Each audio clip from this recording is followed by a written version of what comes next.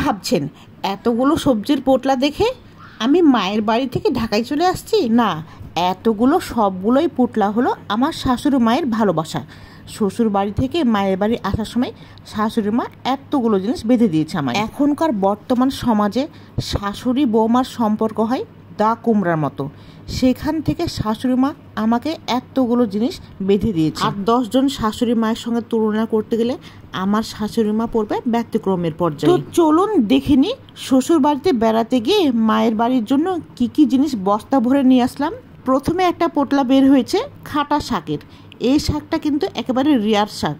এই শাক নিজে হাতে কখনো আমি রান্না করে খাইনি। আসার পথে দেখলাম বাগানে অনেকগুলো খাটা শাক হয়ে আছে, তাই তুলে নিয়ে আসলাম। শেষমেশ ইউটিউব দেখে রান্না করা হবে। এরপর বের হয়েছে সজনে পাতার শাক। অনেক অঞ্চলে কিন্তু সজনে পাতা খাওয়া হয় না, কিন্তু সজনে পাতায় রয়েছে অনেক রকম পুষ্টিগুণ। কাঁচা কাঁঠাল রান্না করে খেতে আমার ভীষণ ভালো লাগে, তাই 4টা কাঁঠাল কেটে ডিপ করে নিয়ে চলে আসছি। কুমড়ো বড়ি আমার ছেলেদের ভীষণ পছন্দ, তাই কুমড়ো বড়িও সাথে দিয়েছি। সাথে দিয়েছে 4 হালি লেবু।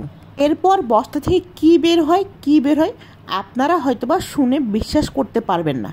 এই একটা পুরো বস্তা কিন্তু আমার শাশুড়ি মা শ্বশুরমশাই বেঁধে দিয়েছে। কতটা পরিমাণ কি ম্যাটেরিয়াল দিয়েছে আমার কিন্তু কিছুই জানা ছিল না। এসে খোলার সময় সবগুলো দেখেছি। 2টা মাঝারি সাইজের পলিথিন ভর্তি ছিল মেহেদি পাতা। আমি শুধু একবার বলেছিলাম ঢাকায় বসে গাছের মেহেদি পাতা দিতে আমার খুব ইচ্ছা করে, কিন্তু পাওয়া যায় না। দেখুন কতগুলো মেহেদি পাতা দিয়ে দিয়েছে আমায় হাতে পড়ার জন্য। কথায় আছে না, মানুষের মাথায় কাঁঠাল ভেঙে খাওয়া। না না, আমি কারো মাথায় কাঁঠাল ভেঙে খেতে যাচ্ছি না।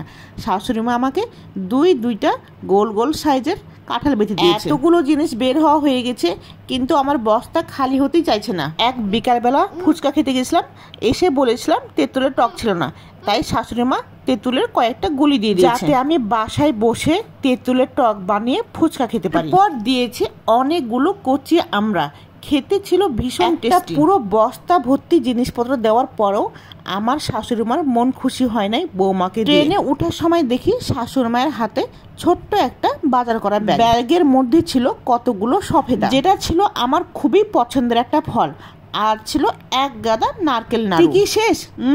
এখনো শেষ হয় নাই।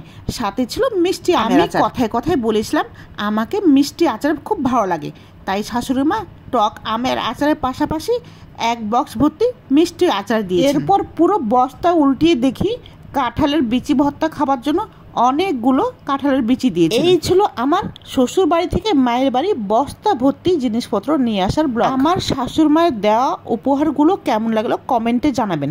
আর হ্যাঁ, আপনাদের শাশুড়ি মা কি এভাবে জিনিসপত্র বেঁধে দেয়? আপনাদের মাঝে প্রশ্ন রেখে গেলাম, কমেন্টে উত্তর দিয়ে যাবেন।